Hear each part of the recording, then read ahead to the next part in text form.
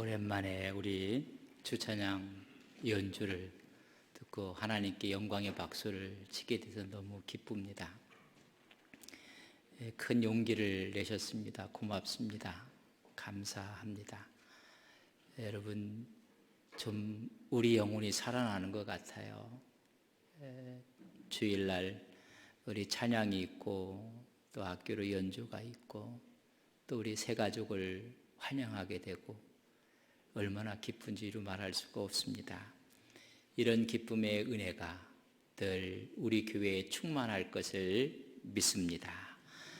인류의 소망이 되시며 생명의 주인 되신 예수 그리스도가 부활하신 이 부활절날, 죄와 사망의 권세를 깨뜨리신 주님의 능력이 여러분의 심령과 여러분의 가정 위에 늘 넘치시기를 주님의 이름으로 간절히 축복합니다.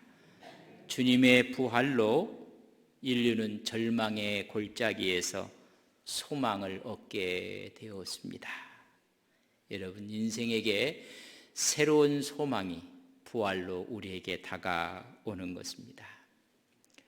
인생을 가리켜서 죽음의 현장으로 걸어가고 있는 인생의 본연의 모습이라고 이야기를 합니다.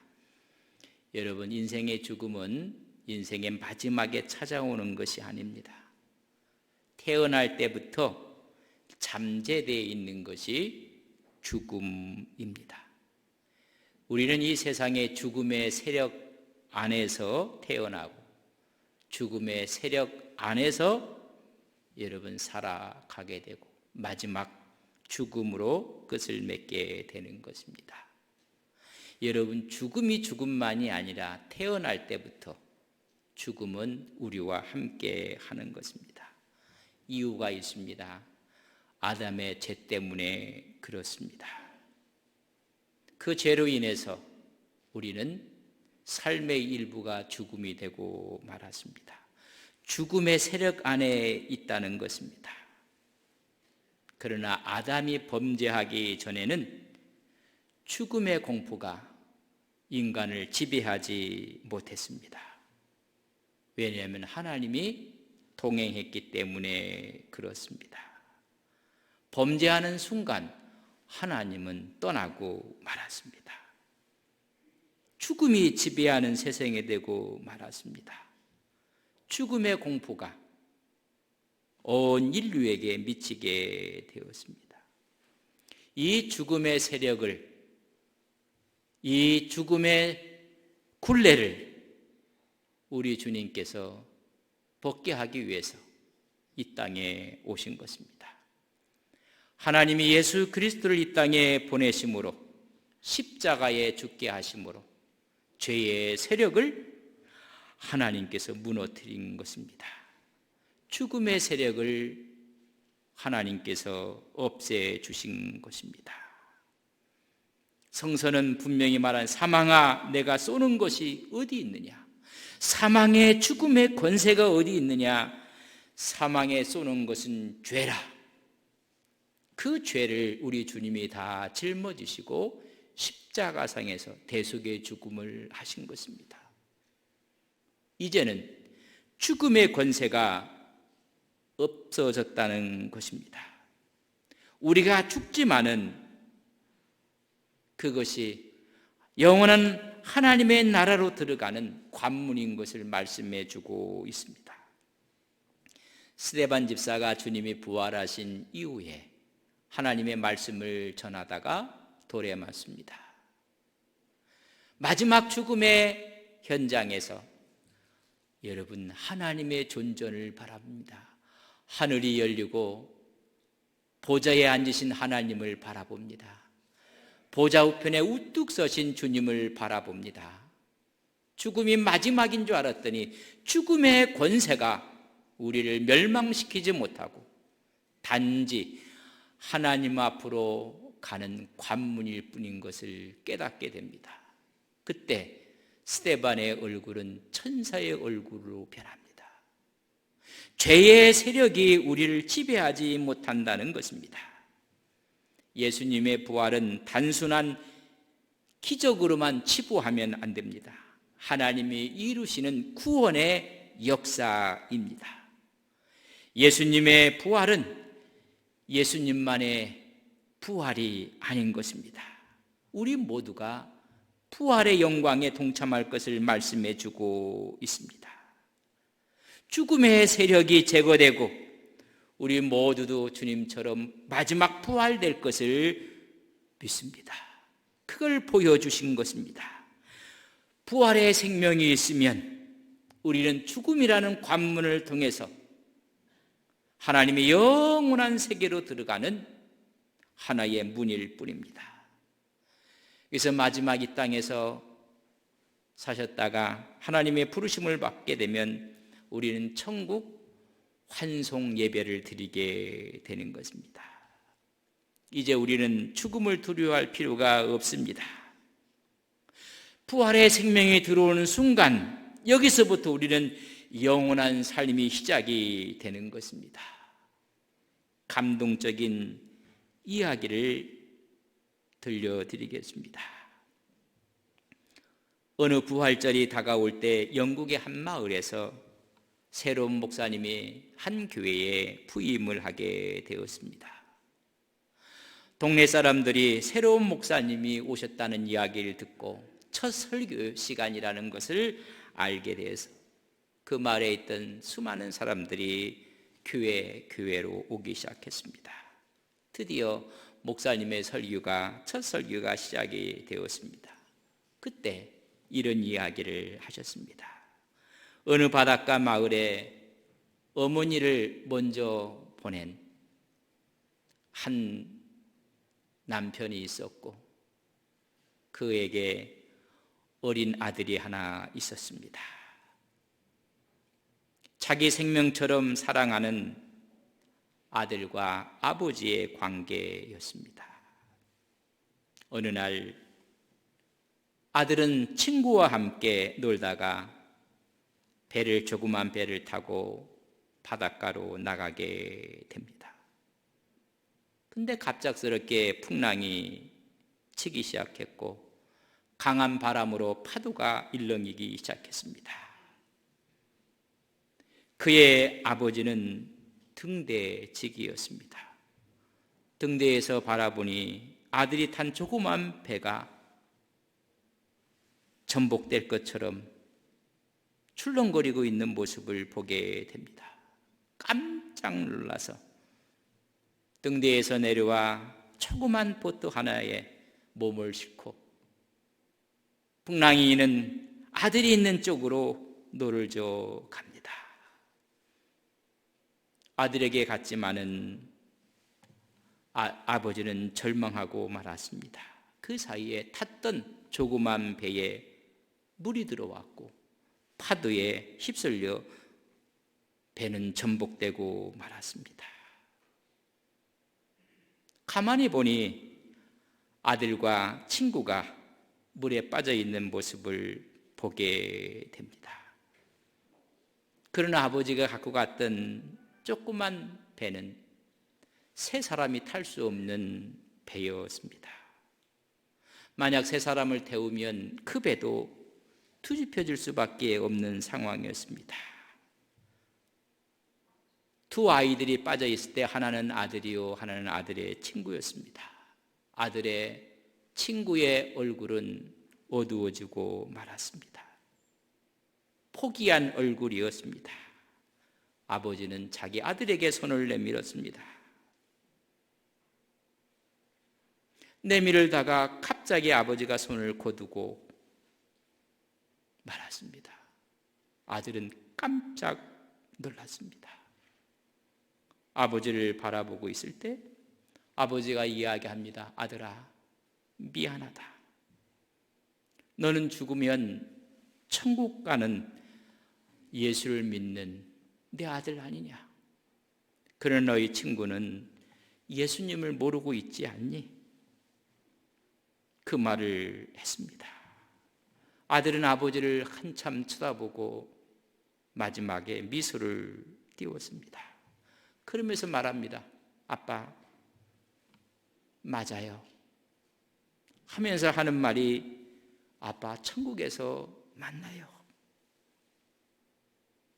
라고 이야기를 했습니다.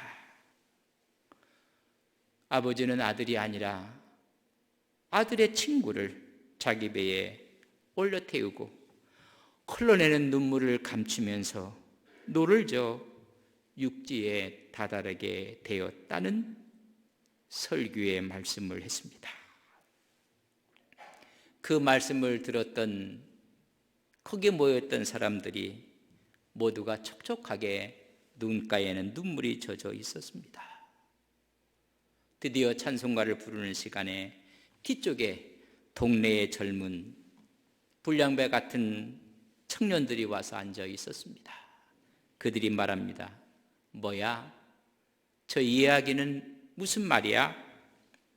다 지어낸 이야기 아니야? 누가 믿어? 퉁명스럽게 쏘아붙이고 말았습니다. 그때 그쪽에 앉아있던 한 노인이 있었습니다. 머리는 하얗게 세워져 있었고 그 노인이 이렇게 그들에게 말합니다. 젊은 청년들 그렇지 않다네.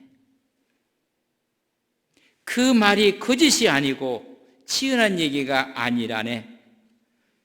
내가 그 아버지라네. 저기서 설교하는 저 목사는 바로 내가 구한 아들의 친구라네. 여러분, 이게 이해되십니까?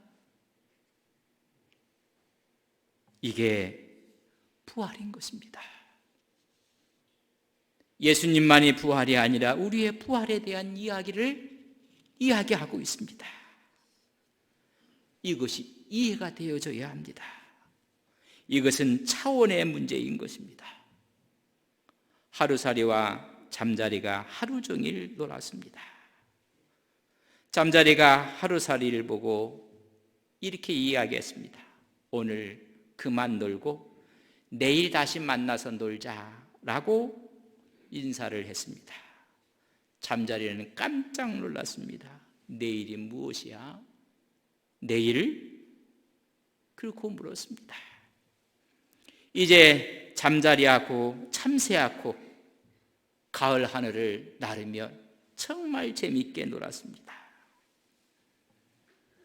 그때 참새가 잠자리에게 이야기합니다. 가을이 다 지나가고 있으니 내년 가을에 우리 또 만나자 라고 참새가 잠자리에게 말했습니다. 잠자리는 깜짝 놀랐습니다. 내년이 뭐야? 내년이 무슨 말이야? 라고 물습니다. 이번에는 개구리와 물속에 있는 고기들이 너무 재미있게 물속에서 헤엄을 치며 놀고 있습니다. 그러던 중에 갑자기 개구리가 버떡 물 밖으로 고개를 들면서 고기들에게 이야기를 합니다. 야, 고기들아, 내가 저 밖에 한번 나갔다 올 테니까는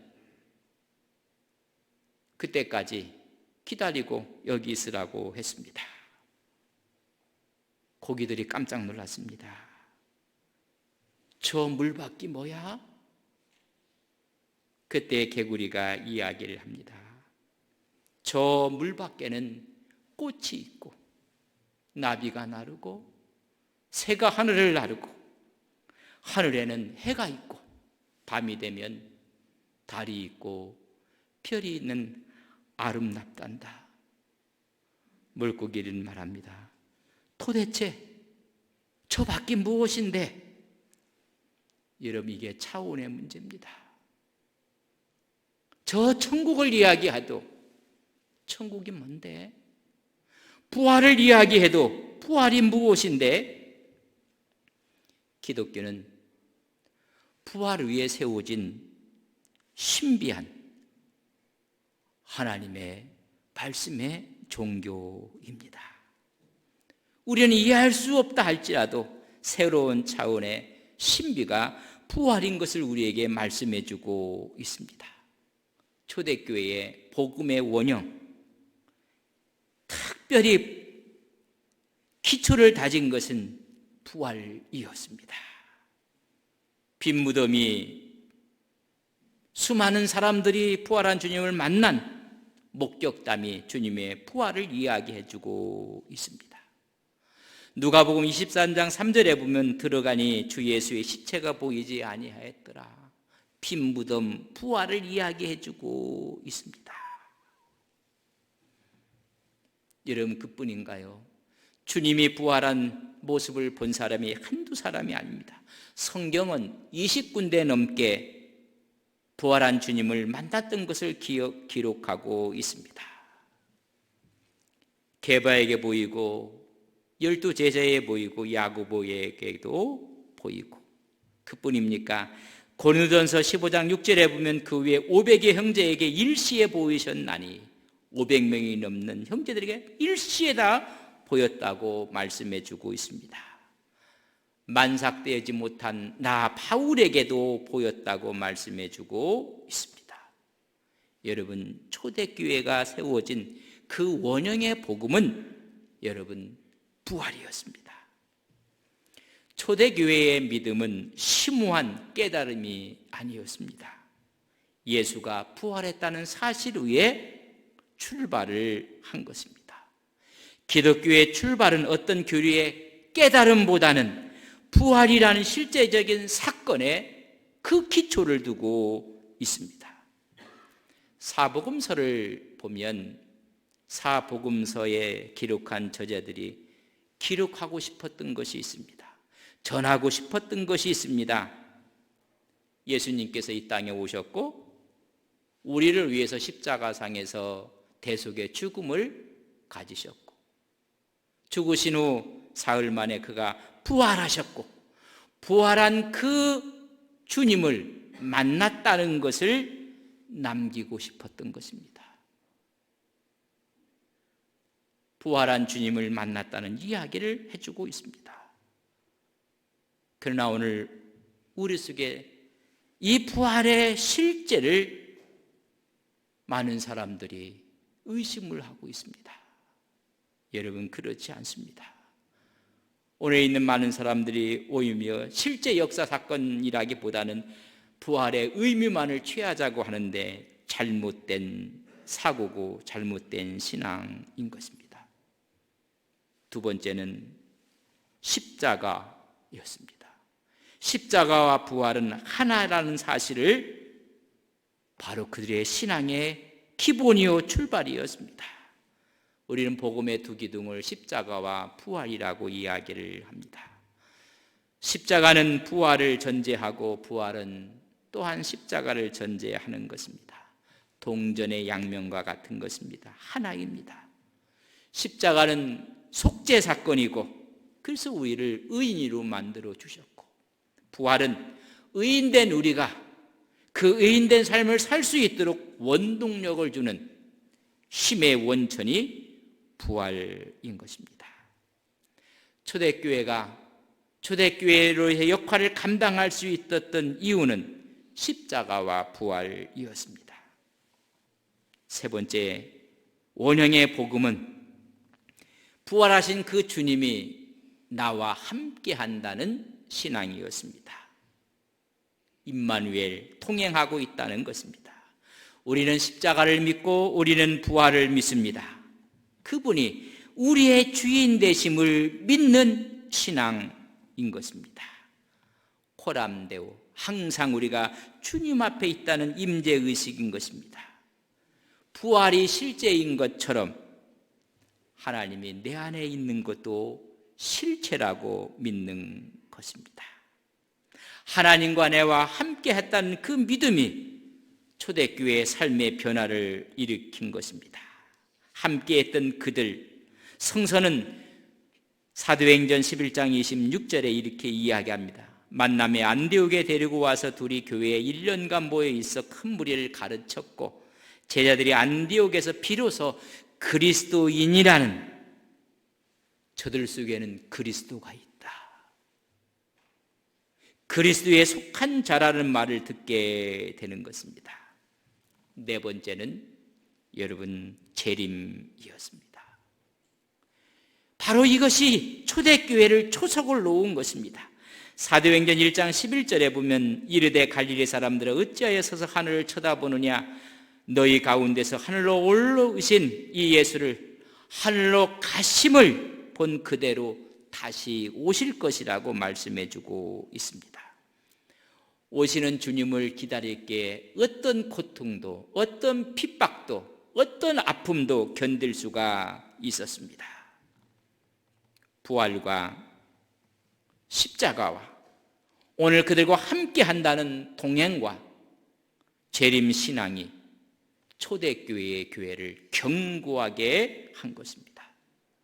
그렇기 때문에 주님은 부활의 첫 열매가 되셨다고 우리에게 말씀해 주고 있습니다. 여러분, 주님의 부활이야말로 우리의 첫 열매로 나타났습니다. 고린도전서 15장 본문 20절에 보면 그러나 이제 그리스도께서 죽은 자 가운데 다시 살아나사 잠자는 자들의 첫 열매가 되셨도다. 우리의 첫 열매가 되셨다고 말씀해 주고 있습니다. 그렇다면 그리스도의 부활이 어떻게 성도들의 부활의 확실한 방편으로 첫 열매가 될 수 있고 우리는 둘째 열매, 그 다음 열매가 될 수 있는가? 여러분, 이것을 우리는 대표성의 원리라고 합니다. 아담은 육적 대표요, 예수 그리스도는 영적인 대표인 것입니다. 아담이 죄를 지음으로 말미암아 사망 권세가 왔고 예수님이 십자가를 지시고 죽으시고 부활하심으로 죄의 권세를 깨트리고 사망의 권세를 깨트리고 부활의 능력을 우리에게 주신 것입니다.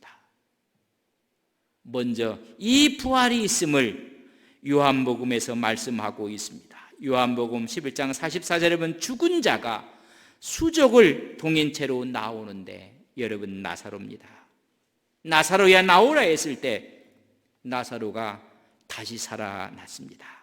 나인성 과부의 아들도 마찬가지로 누가복음 7장 15절에 보면 죽었던 자가 일어나 앉고 이미 주님께서는 이 부활할 것을 말씀해 주고 있는 것입니다. 그것처럼 우리 모두가 대표성의 원리 가운데 있다는 것을 말씀해 주고 있습니다. 고린도전서 15장 21절에 보면 사망이 한 사람으로 말미암았으니 죽은 자의 부활도 한 사람으로 말미암느니라. 한 사람으로 인해서 죽음이 오고 한 사람으로 인해서 부활이 온다는 것입니다. 15장 22절에 보면 아담 안에서 사람이 죽은 것과 같이 그리스도 안에서 모든 사람이 삶을 얻으리라 말씀하고 있는 것입니다. 그렇기 때문에 그분이 우리의 첫 열매요, 우리는 그 다음 열매라고, 부활의 열매라고 오늘 본문 23절에 말씀하고 있습니다. 그러나 각각 자기 차례대로 되리니, 여러분 부활도 차례대로 될 것인데 먼저는 첫 열매인 그리스도가 부활할 것이요, 다음에는 차례대로 그가 강림하실 때에 그리스도께 속한 자니라. 주님이 강림하실 때 우리는 영광스러운 몸으로 부활할 것을 말씀해 주고 있는 것입니다. 여러분 마지막 부활도 있습니다. 24절에 보면 그 후에는 마지막이니, 여러분 마지막은 이 세상을 심판하실 때 믿지 않는 사람 모두가 다 부활해서 하나님의 심판대 앞에 서게 된다는 것을 말씀해 주고 있습니다. 여러분, 이 말씀을 가만히 보면 우리 모두는 부활하는 것입니다. 죽으면 끝이 아니라 먼저 주님이 부활하셨고, 두 번째는 하나님을 믿는 사람들이 주님 재림하실 때 부활해서 영광의 몸을 얻게 될 것이고, 주님께서 마지막 심판주로 오실 때는 모든 사람이 다 부활하여 하나님의 심판을 받게 될 것이라고 말씀해 주고 있습니다. 예수 믿는 사람만 부활하는 것이 아니라 믿지 않는 사람도 부활하는 것입니다. 하나님 말씀 요한복음 5장 29절에 보면 선한 일을 행한 자는 생명의 부활로, 악한 일을 행한 자는 심판의 부활로 나오리라. 여러분 마지막이 아닌 것을 말씀해 주고 있습니다. 선한 일을 행한 사람이 누구인가? 하나님의 일을 하는 사람을 말합니다. 그럼 하나님의 일이 무엇인가를 묻습니다. 요한복음 6장 28절에 보면 그들이 묻되 우리가 어떻게 하여야 하나님의 일을 하오리까? 하나님을 행한 자는 생명의 부활로 나아가는데 하나님의 일이 무엇입니까? 요한복음 6장 29절에 그 답을 우리 주님이 이렇게 말씀합니다. 예수께서 대답하여 이르시되 하나님께서 보내신 이를 믿는 것이 하나님의 일이니라. 예수 그리스도를 구주로 믿는 자에게 구원과 부활이 있음을 말씀해 주고 있습니다. 예수 안에 있는 자들에게는 이제는 썩을 것이 썩지 아니할 것으로, 욕된 것이 영광스러운 것으로, 약한 것이 강한 것으로, 육의 몸이 신령한 몸으로 거듭나게 되는 역사를 보여주고 있습니다. 그렇기 때문에 우리는 지금 이 땅에 살고 있지만 부활의 영이 왔기 때문에 우리는 하나님의 성전이요 하나님의 영이 임한 것이라고 말씀해 주고 있습니다. 고린도전서 6장 19절에 보면 너희 몸은 너희가 하나님께로부터 받은 바 너희 가운데 계신 성령의 전인 줄을 알지 못하느냐? 너희는 너희 자신의 것이 아니라 핏값으로 산 것이 되었다. 주님의 부활이 여러분 우리 몸이 우리 것이 아니라 핏값으로 사서 성령의 전이라고 말씀했고 고린도후서 6장 16절에 보면 하나님의 성전과 우상이 어찌 일치되리요 우리는 살아계신 하나님의 성전이라. 부활한 주의 영이 함께할 때 우리는 살아있는 성전이 되고 고린도전서 3장 16절에 보면 너희는 너희가 하나님의 성전인 것과 하나님의 성령이 너희 안에 계시는 것을 알지 못하느냐? 여러분 우리가 대단한 그래서 훗날 우리는 영광스러운 몸으로 부활할 것을 믿는 것입니다. 부활을 믿는 모든 사람들은 다 우리가 내 것이 아니라 그리스도의 것입니다. 그러면 그리스도의 부활이 바로 나의 부활이 된다는 것을 말씀해 주고 있습니다. 그리스도의 것은 전부 다 하나님의 것인 것입니다. 고린도전서 3장 23절에 너희는 그리스도의 것이요 그리스도는 하나님의 것이니라. 주님의 부활도 우리의 부활이 되는 것을 말씀해 주고 있습니다. 부활의 영광을 담는 하나님의 종인 것을 우리는 믿습니다. 부활을 믿는 사람들은 대단한 존재들입니다. 아들아 미안하다. 나는 아버지 말 앞에 아버지 천국에서 만나요. 부활을 믿는 사람은 이 사실이 이해가 되는 것입니다.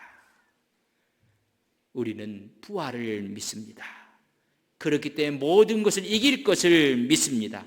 아니 이겼습니다.